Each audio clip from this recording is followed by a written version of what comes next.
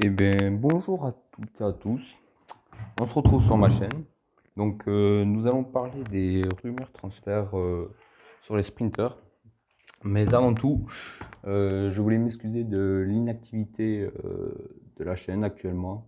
Je ne sais pas ce qui m'a pris. J'ai pas eu le temps là. On est en pleine période d'examen. Du coup, les révisions, les contrôles, les CCF, bref, je ne vais pas m'étaler ma vie. Donc, aujourd'hui, rumeur transfert sur les sprinters. Donc, d'abord, une news toute fraîche, c'est Elia Viviani qui s'engage avec la team Eolo Cometa de Contador. Donc, qu'est-ce que j'en pense? Je trouve que c'est vraiment une bonne prise euh, pour, euh, pour Eolo.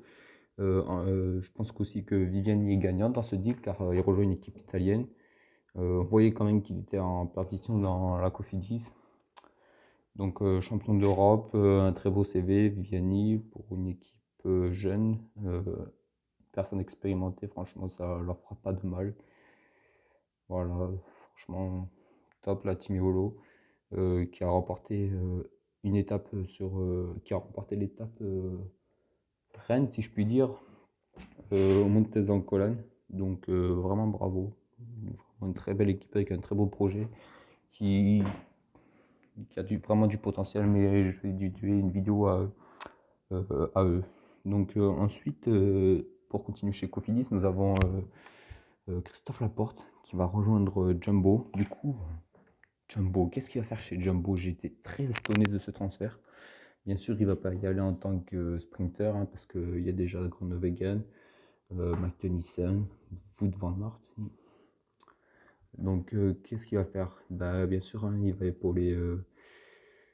Il sera le poisson pilote de ces sprinters, mais particulièrement de Wout. Hein. On a vu que sur les classiques, Artenez et Flandrien, il s'est vraiment bien débrouillé. Il a fait pas mal de top 10, j'ai vu, notamment sur l'Omnius Black, 8ème. Vraiment un profil hyper intéressant, mais en perdition, hélas. Je sais pas pourquoi, il a pas. Je sais pas ce qui lui manque. Peut-être un manque de challenge, parce que Christophe Laporte, ça fait quand même dans les années qu'il est chez Cofidis, donc je pense que le mettre dans une équipe étrangère en tant que pour son pilote, ce sera une bonne chose. Après, chez Jumbo, il sera prêt par la concurrence, mais bon, ce sera pour épauler Wout van Aert sur les classiques. Donc voilà, et la Jumbo qui va construire une très belle équipe aussi sur les classiques.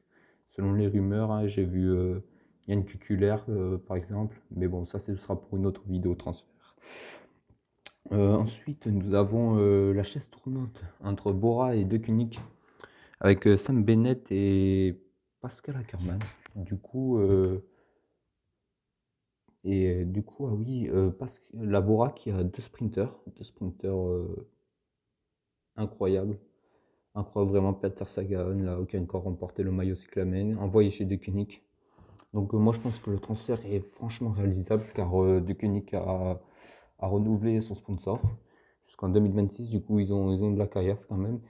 Ils ont signé Remco, Julien, qui c'est qu'ils ont signé d'autres Casper Asgreen. Bref, s'ils recrutent Sagan, ça va être une équipe top sur les classiques et ouais, et ils peuvent remporter un maillot. Bon, après, c'est vrai que Sam Bennett, c'est vraiment très très fort, mais je pense que Sagan, dans le train de la De Koenig, de plus, ils ont prolongé Morkov. Je pense que Sagan, ça pourrait vraiment être le Sagan des bonnes années, comme je puis dire. Ensuite, pour parler de Pascal Ackermann, il a annoncé chez la team UAE. Donc, Pascal Ackermann en perdition. Donc chez UAE, bah, pour le pognon, vraiment là, je vois pas ce qu'il peut faire, sachant qu'il y a Gaviria. Merci, pardon, désolé.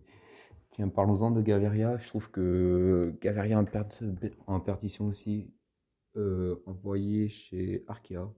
Moi, franchement, je trouve que c'est une très très bonne piste. Car chez Arkea, il n'y a que Nasser Boigny. Nasser Boigny fait pas grand-chose, on va pas se mentir. Je pense que chez Arkea, il pourrait se relancer avec les Colombiens. Quintana, Winner Nakona, le frère de Quintana, bref. Il y en a tellement. Après, il y a des bons coureurs pour lancer Gaviria, je trouve, hein, vraiment.